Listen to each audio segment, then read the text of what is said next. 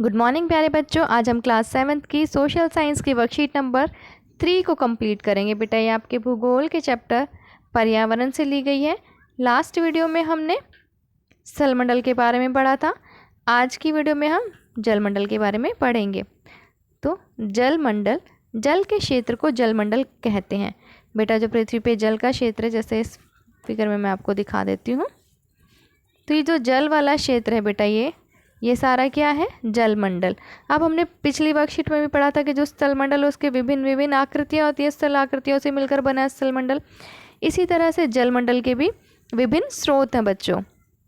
तो यह जल के विभिन्न स्रोतों जैसे नदी, झील, समुद्र, महासागर आदि जैसे विभिन्न जलाशयों से मिलकर बनता है। तो हमारा जो जलमंडल है वो बेटा जल के अलग अलग स्रोतों से मिलकर बना है, जैसे नदी हो गई, झील, समुद्र, महासागर आदि, इन सब से मिलकर बना है।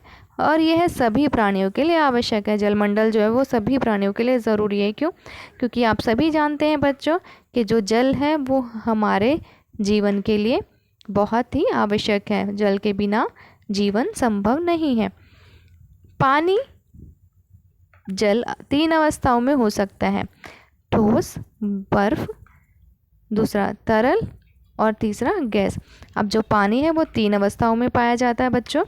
एक तो होता है ठोस, जो सॉलिड होता है, बर्फ़ जैसे हम पानी से बर्फ़ जमाते हैं तो वो ठोस में रूप ले लेती है, ठोस में बदल जाती है। दूसरा बेटा हमारा तरल, जो लिक्विड होता है, हमारा द्रव, जैसे हमारा पानी हो गया।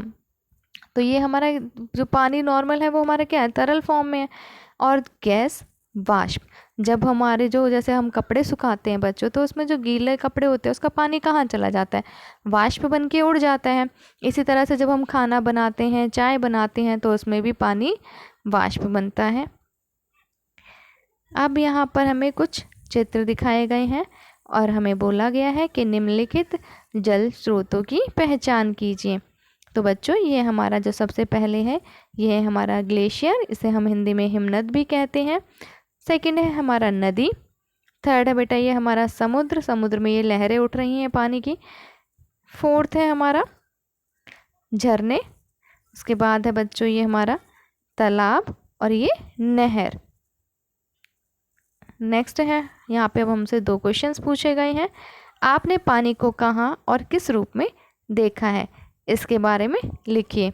अब बेटा हमने पानी के हर रूप को देखा है, ठोस भी देखा है, आप सबने देखा होगा बर्फ़ को, तरल भी देखा है, पानी जो हमारा है, और गैस के रूप में खाना बनते हुए, भाप बनते हुए भी देखा होगा, कपड़ों को सूखते हुए भी देखा है।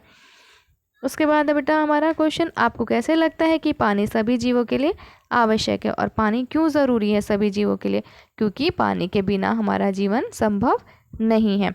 इन क्वेश्चंस को किस तरह से लिखना है, इसके आंसर्स मैं आपको रिटर्न में दे देती हूँ बच्चों। तो फर्स्ट क्वेश्चन में हमें बेटा जल स्रोतों की पहचान करने के लिए कहा गया था। तो यहाँ पे हमारा पहला था ग्लेशियर, हिमनद, दूसरा नदी, थर्ड हमारा समुद्र, फोर्थ झरना, फिफ्थ तालाब और सिक्स्थ नहर। सेकंड क्वेश्चन था बच्चों हमारा, आपने पानी को कहाँ और किस रूप में देखा है? इसके बारे में लिखें। तो इसका आंसर हम इस तरह से लिखेंगे, हमने पानी को तीनों रूप, ठोस, तरल और गैस रूप में देखा है।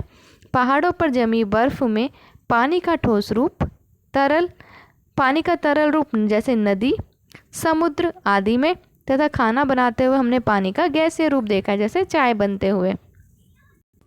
नेक्स्ट क्वेश्चन था बच्चों हमारा, आपको कैसे लगता है कि पानी सभी जीवों के लिए आवश्यक है?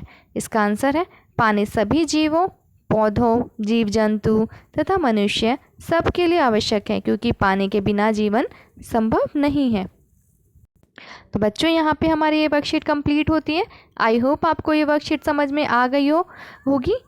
और अगर आपको वीडियो अच्छी लगी है तो वीडियो को लाइक कीजिए, शेयर कीजिए, और अगर आपने अभी तक चैनल को सब्सक्राइब नहीं किया है तो आप चैनल को सब्सक्राइब भी कर लीजिए, ताकि आगे आने वाली वीडियोस की नोटिफिकेशन आपको टाइम से मिल सके।